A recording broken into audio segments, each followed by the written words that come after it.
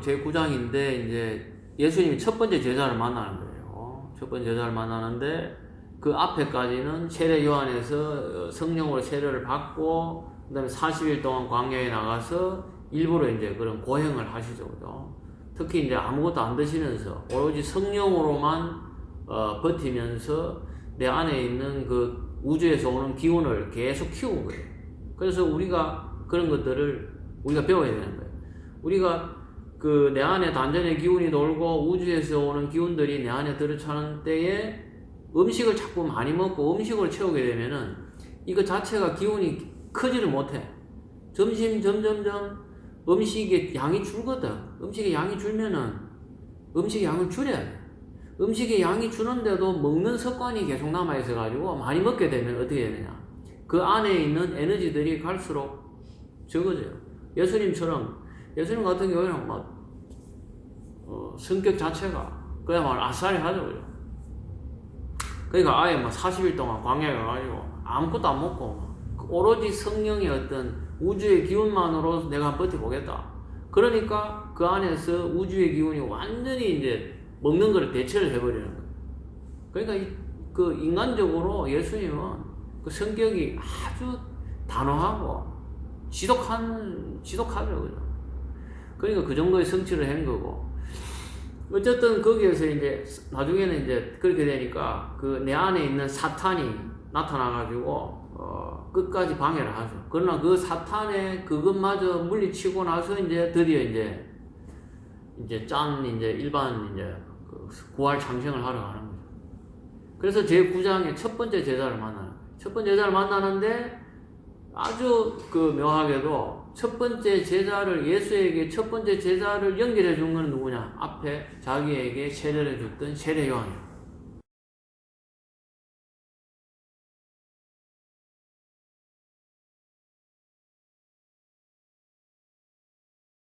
끊이시는 것을 보고 세례 요한이 보라 하나님의 어린 양이라고 하니 그 세례 요한의 제자들이 예수님을 따라가더라. 그 따라간 사람이 뭐냐? 시몬 베드로의 형제인 안드레와 그 외에 한 명이다. 이런 이야기예요.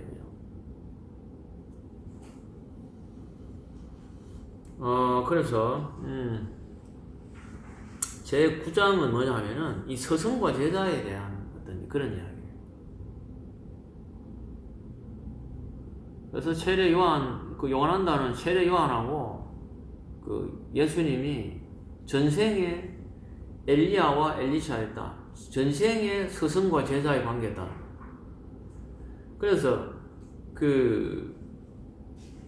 이 스승과 제자의 관계라고 하는 것은 한 번의 생에서 끝나는 게 아니다. 그러니까 부모의 어떤 그런 부모의 관계는 일시적이죠. 한 번의 생애로서 거의 끝나죠. 그죠? 그러나 스승과 제자의 관계는 몇 번의 생애를 통해서 계속 이어진다. 그게 예수님하고 세례 요한도 마찬가지고. 그 다음에 또 뭐냐? 마바타르 바바지하고, 라힐 마사도 마찬가지잖아요. 그 전생에 제자였는데 어떤 그 까르마의 극복이 안 되니까 또는 또 크리아 요가를 전파를 해야 되는 목적이 있으니까 그 다음 생에 태어나고 그 생에 태어나서 그 어린 시절을 바바지가 안 보이는 곳에서 계속 관리를 하죠. 에테르 속에 숨어 있잖아요. 그리고 어떤 때가 되었을 때 히말라야로 불러서 크리아 요가를 전수를 하고 그 크리아 요가를 세상에 전하죠. 그 다음에 그 요한한다하고 스리 구테스와르도 마찬가지죠. 그 어떤 시장의 골목에서 그 스리 구테스와르를 마주치는데 그때 그 발에 엎드리니까 그 전생에 자기가 그 앞에까지 그 발에 엎드린 그 수많은 생의 기억들이 그때 요한한다는데 확 기억이 되잖아요. 이 예수님하고 세례 요한도 마찬가지고. 그 다음에 라마 크리슈나하고 비베카난다도 그래요. 그래서 라마 크리슈나가 비베카난다를 만났을 때 그런 이야기를 하죠.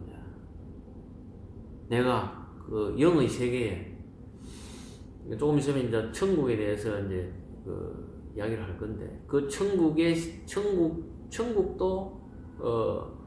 몇 단계 몇 차원이 있다는 거죠. 그래서 가장 높은 천국에 그렇게 있는데 그 비베카난다가 그 이 현실에 이 지구의 어떤 이런 3차원의 삶에 내려가야 된다고 자기가 내려갈 건데 같이 내려가자고 계속 설득을 하는 거예요. 그렇게 해서 같이 내려오게 된다는 거예요. 근데 보통 이제 스승이 제자를 그렇게 뭐 바바지라든지 이런 분들은 그렇게 그 리더를 하는데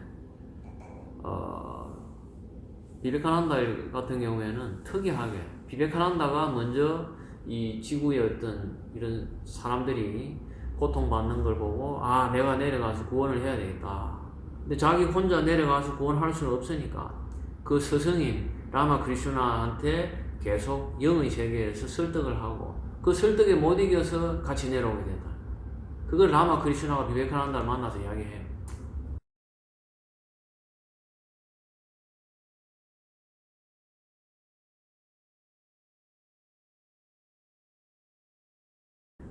참된 스승은 영적인 자력으로 제자들을 끌어당긴다. 그리고 몇 번의 생 동안 이어진다. 영적인 자력이라는 게 뭐냐?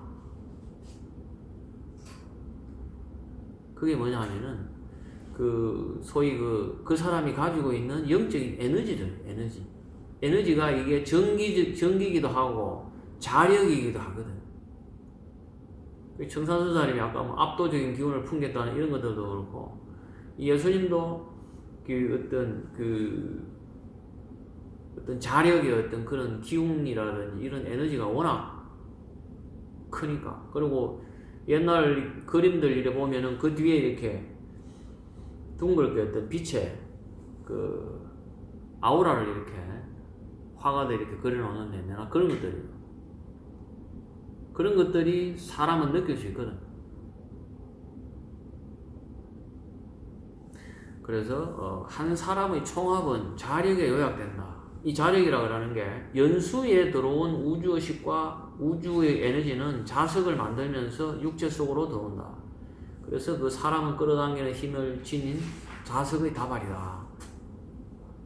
이렇게 이야기합니다. 여기에 보면은 이제 그 연수라는 게 이제 우주의식과 우주 에너지를 끌어들이는 그 신의 입이라는 거예요.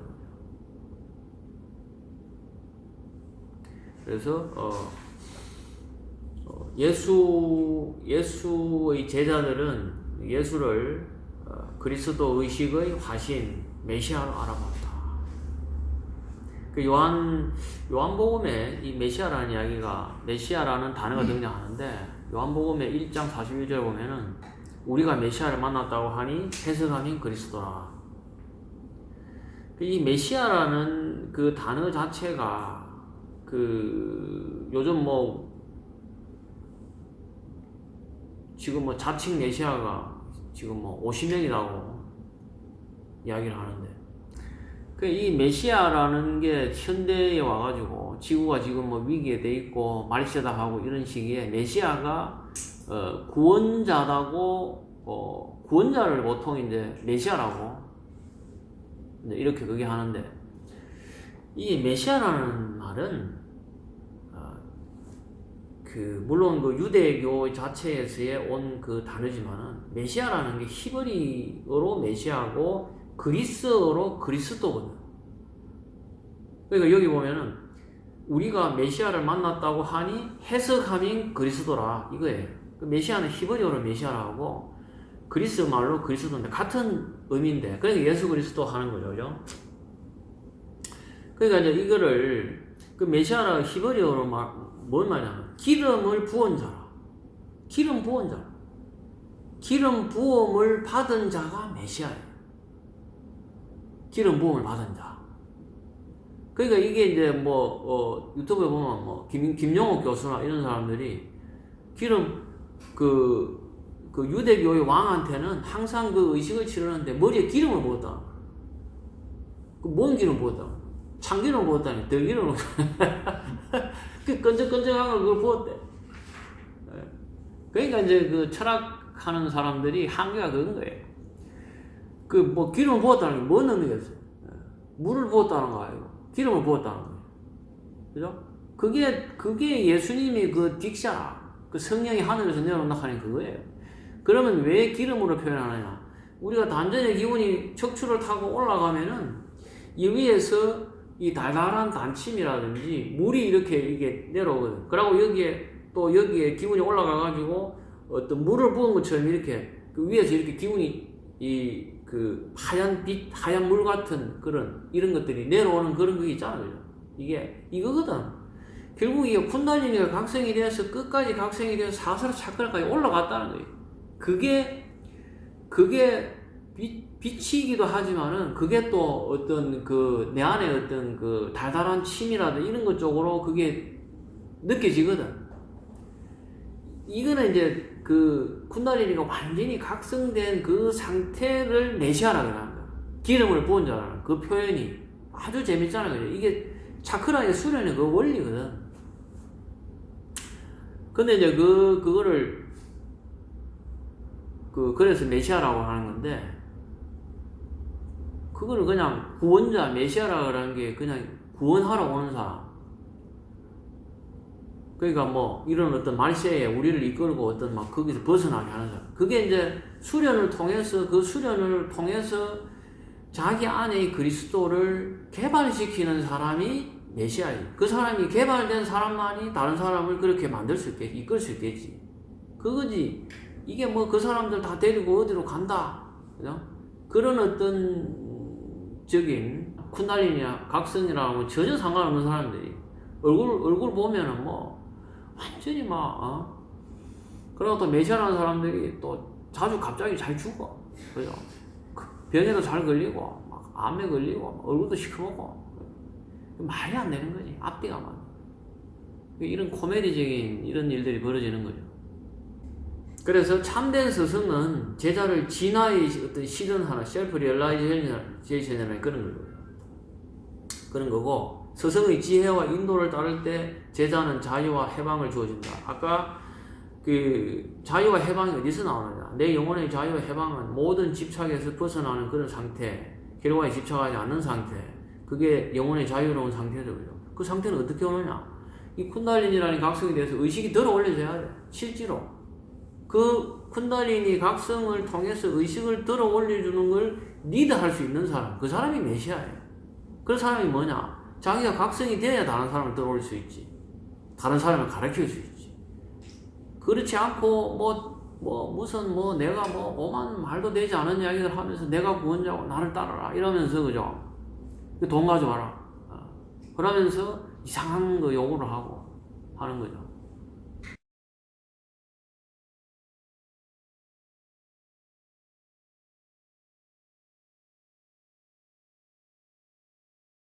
위대한 스승은 지상에 올 때 자신의 임무를 돕기 위해서 진보된 제자를 데려오거나 제자들을 더 높은 해방을 주기 위해서 기존의 제자를 데려온다.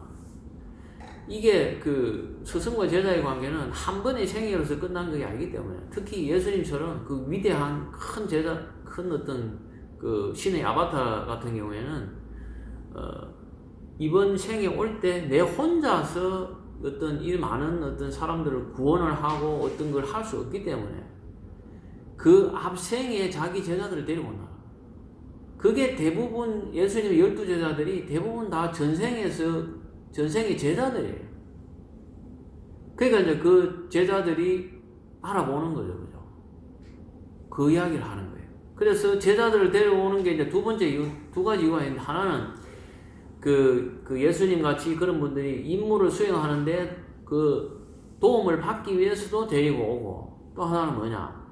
그 제자들이 아직 진보가 완전히 안 됐기 때문에 이번 생에 와서 그 진보를 더 시켜주기 위해서 오고, 그래서 두 가지 이유가 있다는 거예요. 근데 비베카난다 같은 경우는 거꾸로 이제 제자가 스승을 데리고 온 그런 케이스. 그래서 구도자가 평범한 가르침에 만족하지 못할 때에 신은 깨달은 사람을 보내준다. 그래서 신이 보낸 스승은 어떤 사람이냐? 이기적인 일에는 전혀 관심이 없다는 거예요. 신이 보낸 스승이 돈 가져와. 신이 보낸 스승이 뭐 예쁜 여자를 또 많은 돈을 탐한다 하는 거는 그거는 신이 보낸 스승이 아니다는 거예요. 신이 진짜 보낸 스승은 오로지 제자들의 진보 외에는 관심이 없다는 거예요. 그러니까 이 구별은 간단한 거예요. 그 택도 아닌 요구들을 하는 그거는 제대로 된 스승이 아니라 그건 분명히 문제가 있는 거야. 그 기준을 딱 가지고 있으면 되는 거야. 그러니까 이제 올바른 스승을 찾기 위해서는 굉장히 생각이 깊어야 되는 거예요. 단순하게 그런 것들 보고 뭐 단순한 이야기들에 끌린 이럴 경우에는 그런 택도인 스승이 잘 넘어간다는 거예요. 그래서 올바른 스승을 찾기 위해서는 사려가 깊어야 되고 주의력도 깊어야 돼요. 그 다음에 내가 스스로 나한테 솔직하고 진실해야 되는 거예요.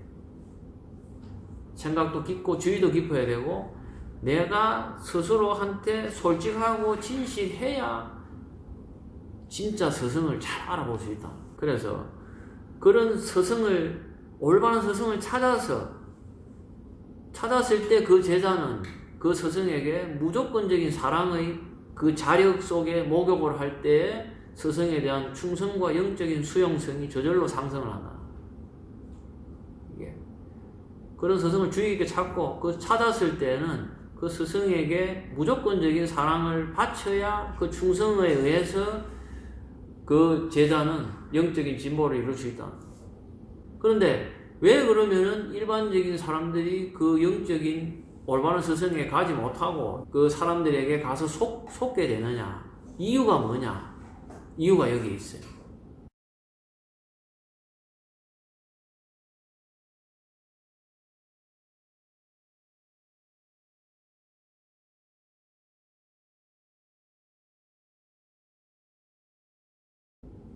자, 그 요한한다 이분은 그 왜 그러면 그런 스승들에게 그 잘못 가게 된 이유가 뭐냐?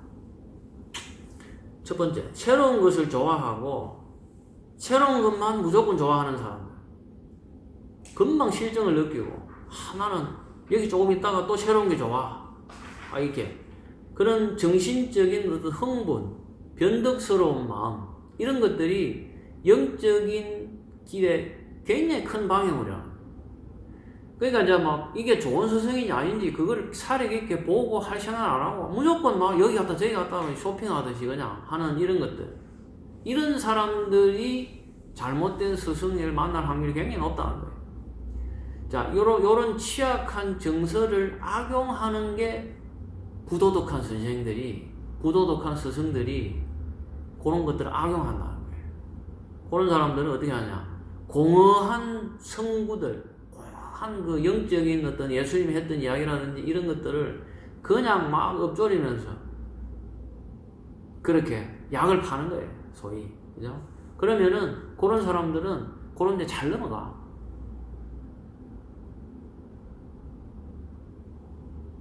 또 하나는 뭐냐? 망상과 나쁜 습관이라는 그 망상에 차주 또 그 다음에 나쁜 습관을 가지고 있는 사람들은 자기의 판단과 의지력을 갖다가 이렇게 무력화시키기 때문에 내가 결정을 내리는 것들이 다 신뢰할 수 없는 결정을 내려요.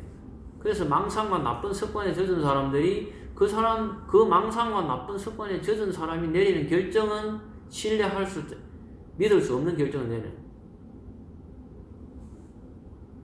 그래서 그 악한 그 스승의 어떤 스승도 아니죠. 그런 사람들은 이런 망상이라든지 나쁜 습관이라든지 새로운 것을 좋아하는 이런 사람들을 유혹하기 위해서 선의 외투를 입는다. 기가 막힌 표현이죠. 선의 외투를 입어요. 자기가 굉장히 선한 척 해. 무슨 말을 하는데 굉장히 맞는 이야기고 좋은 이야기를 해. 어려운 사람 사랑하라 싹 해놓고 근데 이상한 쪽으로 이렇게 흘러. 이게 선의 외투를 입고 외투만 입고 있는 거예요. 근데 그 속에 들어가 보면은 아주 나쁘죠. 그래서 그러나 그런 사람들이 왜 끌리느냐? 부주의하기 때문에, 망상과 나쁜 습관이 있기 때문에 그런 선의 외투를 입은 거에 잘 넘어간다는 거예요. 그리고 악마는 영적인 규리에 있는 다양한 고도자들을 유혹하기 위해서 여러 가지 방법을 써요. 그 악한 사람들은 포장을 그렇게 해야 돼. 이렇게. 그래 해야 그런 거에 잘 넘어가는 사람들이 역시나 그런 포장에 이끌리는 사람들이. 그냥 왔다 갔다 하고 망상이나 나쁜 습관이 들어있는 사람들은 그런데 잘 넘어가. 그런데 그래서 내가 진실해야 되는 거예요. 내가 솔직하고 내가 정말 내 안의 스승에게 솔직하게 그 소리에 귀를 기울이고 겸손하고 진실하게 계속 내가 찾다가 보면은 그 안에서 내 안에 있는 스승이 올바른 목소리가 내가 듣게 돼요. 근데 그게 듣진 않아. 그냥 그러면 내 안에 있는 스승이 뭐냐? 내 안에 있는 스승이 바로 하나님이에요. 내 안에 있는 스승이 바로 내 안에 그리스도라.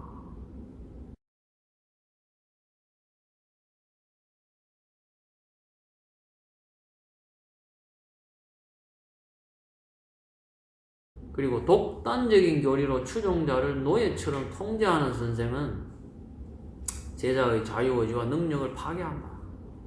맹목적인 복종을 내세우는 사람은 스승이 아니다. 간단하잖아요. 독단적인 교리, 맹목적인 복종, 이렇게 지금 나온 메시아들이 다 그런 이야기를 하죠.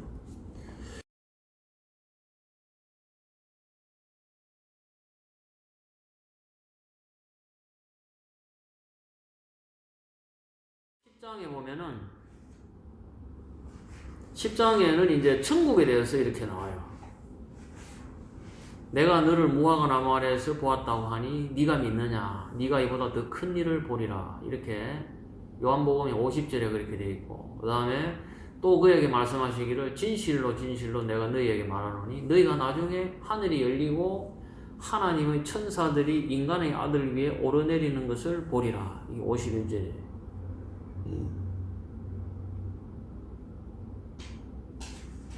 이게 무슨 이야기냐면은 이게 천국에 대한 이야기예요.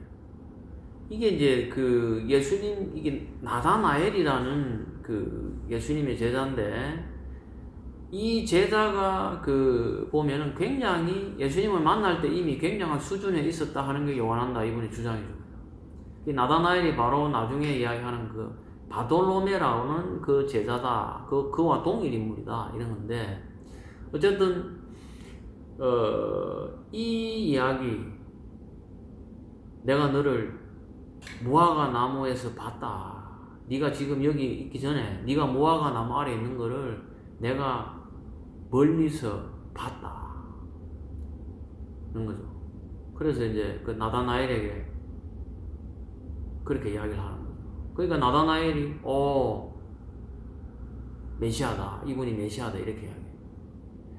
그러면 이게 이제 뭔 뜻이냐? 무슨 뜻이냐? 그래서 일반 기독교에서는 믿어야 된다. 믿음이 중요하다. 이런 쪽으로 이야기를 하죠. 근데 요한한나는 그게 아니다. 이 나다나엘이 무화과 나무라 그러는 거는 영적인 어떤 단계에 상승돼가지고 우리가 쿤달리니 각성에 대해서 내 어떤 차크라가, 사사 차크라가 완전히 열려서 우주의 의식에 여기서 오르내리는 어떤 이런 상태가 된 거를 예수님이 멀리에서 그걸 본 거예요. 영적인 눈으로. 그래서 이제 그 부분을 딱 지적을 하니까 나다나엘이 자기 내면에서 일어나는 걸 예수님이 보자마자 그 이야기를 하니까.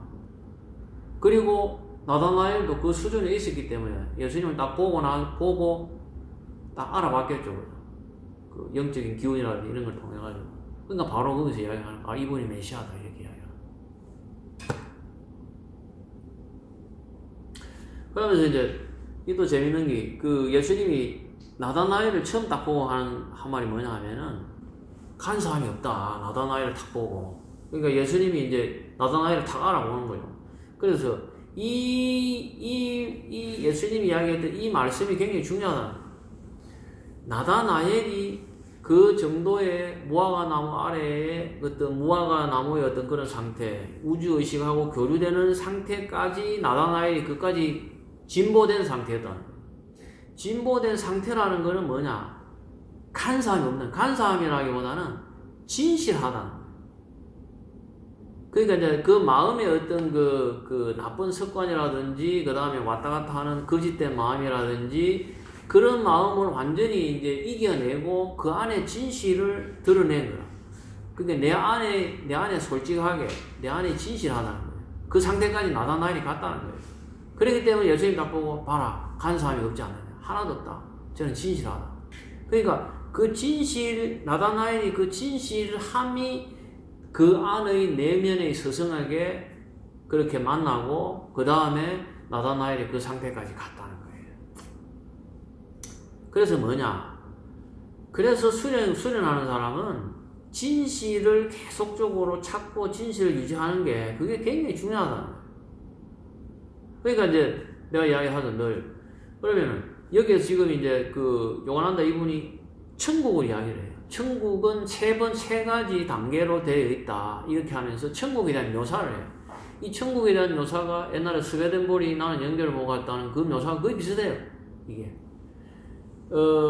그 천국에 대한 묘사, 그래서 이제, 그럼 뭐냐? 그럼 이걸 과연 요한한다의 묘사하는 이 천국을 믿을 수 있느냐? 나는 믿을 수 있다. 왜? 요한한다나 예수님이나 이런 분들은 아까 나다나엘처럼 거짓을 이야기할 수 없는 거라. 농담으로라도 거짓말을 할 수가 없는 상태까지 이르는 거예요. 그게 뭐냐? 신의 의식하고 거의 동일이 된 니르비칼파 사마다. 요가 완전히 신과의 합일된 의식에 머무는 사람은 절대 거짓말을 이야기할 수가 없거든. 그 거짓말을 이야기한다 해야 되면 그 사람은 이미 다시 이 지상으로 떨어져가지고 그런 사람이 되어버려요. 그러니까 입에서 거짓이 못 나가요. 그러니까 요한한다가 여기에서 천국에 대한 묘사를 하고 있는데 이걸 믿을 수 있느냐? 믿을 수 있지. 왜? 신과의 합일된 의식 상태가 늘 유지되기 때문에. 거기에서 그 상태에서는 거짓이 못 나오지.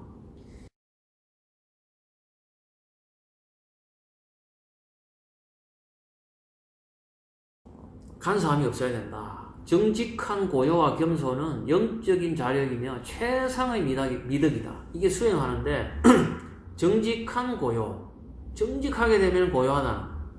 그 다음에 겸손. 사람이 정직하지 않고 막 거짓말에 왔다 갔다 하면은 마음 자체가 고요할 수 없어요. 그 거짓을 유지해야 되고 거짓말해야 되고 또 거짓말이 또 어떻게 드러나는 걸 조심해야 되고 내 안에 내 자체가 겸손, 진실하고 솔직하지 못하면은 그거 자체가 드러나고 그거 자체가 어떻게 되는 게 항상 불안해. 그러니까 그 마음이 어떻게 돼? 항상 불안정하죠. 그렇게 되면은 내 안에 있는 신과 내 안에 있는 스승하고 일치점이 안 일어나. 그렇기 때문에 수행자는 간사함이 없어야 된다. 항상 정직한 고요와 겸손해야 돼. 겸손이라고 하는 게 내가 어떤 자만, 내가 어떤 잘난 척 하는 어떤 이런 것 자체에 연연하게 되면은 그런 거에 자꾸 휩쓸리는 거라. 그래서 내가 잘나지 못한 어떤 이런 상태가 될 때 기분 나쁘고 잘난 게 어떻게 막 드러나면 좋아지고 좋아하고 그 마음이 뭐냐? 왔다 갔다 하는 거예요. 고요하지 않아. 고요하게 되려면 어떻게 해야 돼? 솔직하고 진실하고 그것만 유지하면 돼. 그게 영혼이 자유로운 영혼이라.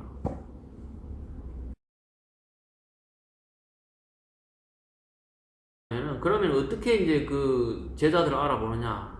이 육체를 이렇게 입게 되면은 전생적인 어떤 이런 것들이 많이 까먹으니까. 그러니까 눈을 보면은 그 사람의 특징이 나타난다. 모든 영혼은 독특한 개성을 지니며 그 스승 마스터는 얼굴의 생김새라든지 신체의 특징이라든지 이런 것들, 특히 눈은 몇 번의 생이 반복되더라도 거의 변하지 않는다.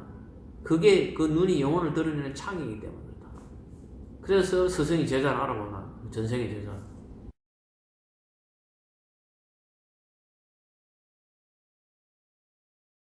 이제 천상계에 대한 묘사를 하고 있는데 요한한다 이분이 이제 천국은 그 세계로 나눠져 있다는 거예요. 천국이 가장 낮은 차원의 천국은 원인계 또는 아스트랄계, 아스트랄 영역의 천국이고 그 위에 단계의 천국은 천사들이라든지 성인이라든지 이런 그리스도 지성이 지배하는 그런 영혼들이 머무는 세계가 있다. 그리고 가장 위에 가장 높은 단계는 뭐냐면은 하나님 아버지가 사는 진동이 없는 그 무한계, 그게 이제 불교에서는 공이라고 하죠. 그런 세계.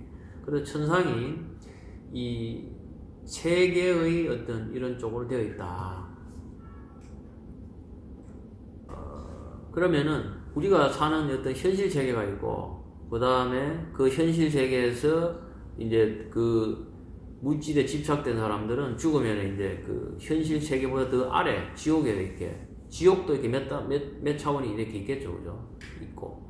그 다음에 이제 어떤 기본적으로 나름의 어떤 착하거나 괜찮은 사람들은 아스트랄계로 올라간다는 거죠. 그 다음에 또 더 위에 이렇게 되어 있는데, 요 세계가 어떻게 되어 있냐면은 요 세계가 겹쳐져 있다. 겹쳐져 있어. 그래서 그러면 최상의 세계인 공의 세계, 이게 올라가는 차원일수록 더 넓고 낮은 차원일수록 더 좁다. 이게 겹쳐져 있다는 거예요. 겹쳐져. 그러니까 이제 겹쳐져 있다는 것 자체를 사람들이 이해를 못하니까 우리가 사는 세상에 그 위에 하늘이 있고 그 위에 하늘이 있다. 사람들이 이해를 잘 못하니까 하늘 위에 하늘이 있고 하늘 위에 하늘이 있고 이렇게 묘사를 하지만은 사실은 이게 겹쳐져 있다는 거예요. 이거를 이해하는 게 굉장히 중요해요. 이거를 완전히 이해하게 되면은 이 영적인 세계와 현실의 세계, 그 다음에 양자역학에서 이야기하는, 양자역학에서 지금 이 겹쳐 있다는 것까지 거의 접근을 했어요.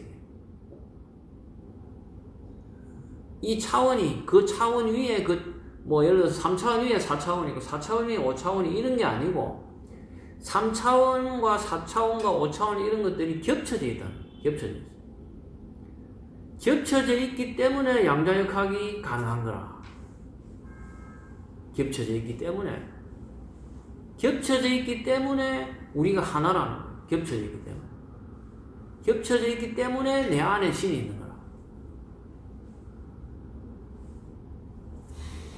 그래서 이게 굉장히 내가 이제 이거를 실질적으로 체험을 하고 내 수련이 굉장히 깊어졌는데, 이걸 설명을 하는 거는 이 정도 외에는 내가 설명하기는 어려운데, 어쨌든 내가 이야기했던 거를 조금 더 잘 생각을 하면은 굉장히 큰 어떤 그런 도움이 될 거예요.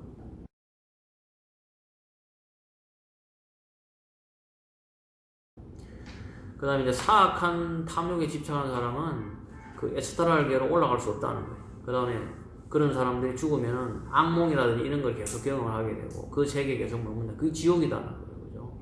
그 다음에 아스트랄계, 이 천국의 첫 번째 단계는 무지개 색조의 빛의 세계, 빨주노초 파란보, 이 7가지 색깔의 후광으로 이 아스트랄 차원이 둘러싸고 있다. 그리고 그 들어가는 입구의 출입구는 진주 빛깔이다.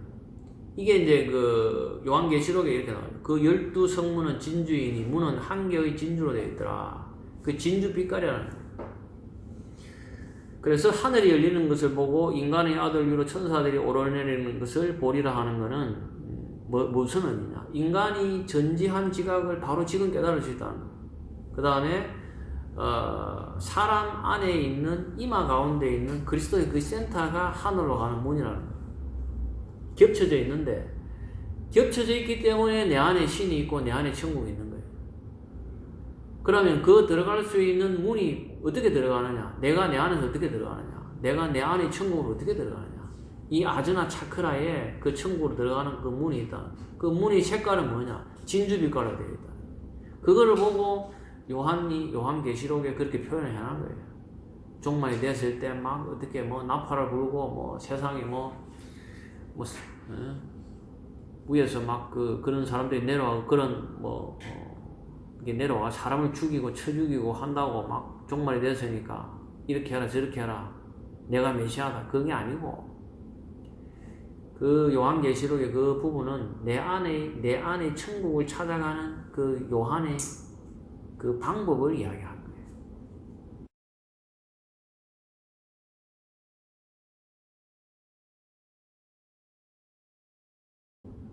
그래서 호흡과 마음이 고정이 되면은 지금 이제 그 그리스도 센터 안으로 들어가고 천국으로 들어가는 방법을 이제 요한다가 이제 그 테크닉을 이야기하는 거예요. 호흡과 마음이 딱 고정이 되게 되면은 아제나 차크라 그 고정이 되게 되면은 빛을 보게 된다는 거예요.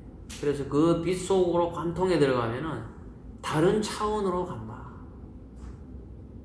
요게 내 안에 천국으로 들어가는 방법이에요. 근데 이게 어렵다는 거예요. 내 안의 빛을 보는 것도 어렵지만은 내 안의 빛을 보고 난 뒤에 그 빛 속으로 들어가야 그 내 안의 천국에 이르는데 그 빛 속으로 들어가기가 굉장히 어려워요. 그래서 크리아의 테크닉에서도 그 빛 속으로 들어가라 고만 되어 있지 그 외에 다른 설명들은 없다고. 왜? 그거는 어떻게 뭐 설명으로 해가지고 어떻게 들어가느냐, 문을 어떻게 열고 들어가느냐 뭐 이런 그게 아니고 내가 그 영적으로 그 빛을 보고 그 빛 속으로 들어가는 수련을 지속적으로 계속 해가야 돼.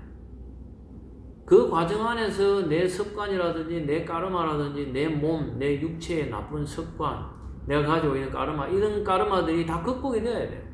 그러면서 그 빛이 커지고 단단하게 되고 그 다음에 내 몸이 그렇게 바뀌고 그렇게 되어야 그 속으로 들어갈 수 있는 거예요. 그렇게 되면은 그 다른 차원의 또 다른 천국의 차원으로서 들어가게 되고 거기에서 그 체험을 하는 거죠. 그거는 굉장히 어렵다. 어렵지만은 어렵다고 포기할 게 아니라 계속적으로 노력하면 된다 이런 이야기예요.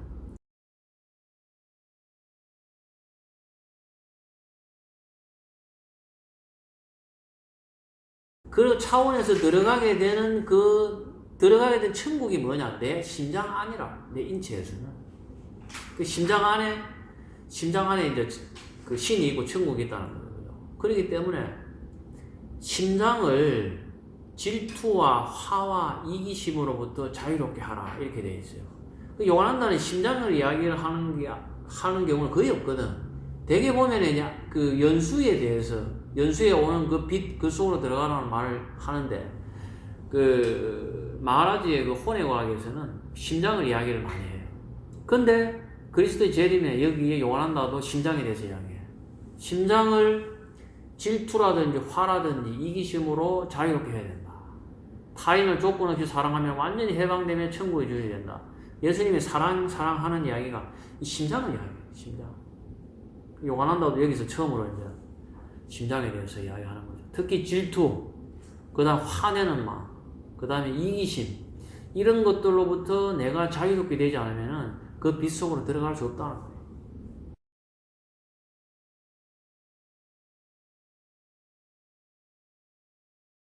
요즘 이제 그 양자의 중첩에 대해 가지고 그런 이야기들을 과학자들이 이런 걸 많이 해요. 근데 이게 동시에 존재한다는 게 이제 동시에 존재한다는 게 과학적으로 있을 수가 없는 거야.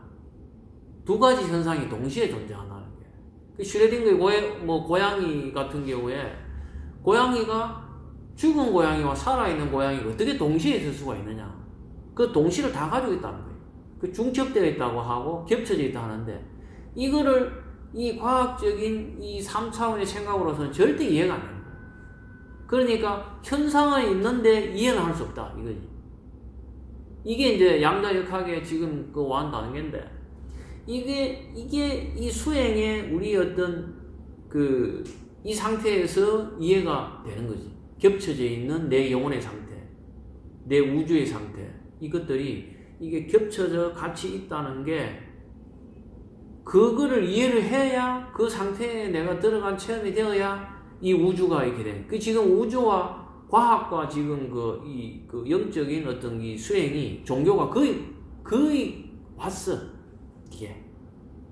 그래서 나는 이제 양자역학 이런 것들 유튜브에 강의를 보면은 굉장히 재밌어요.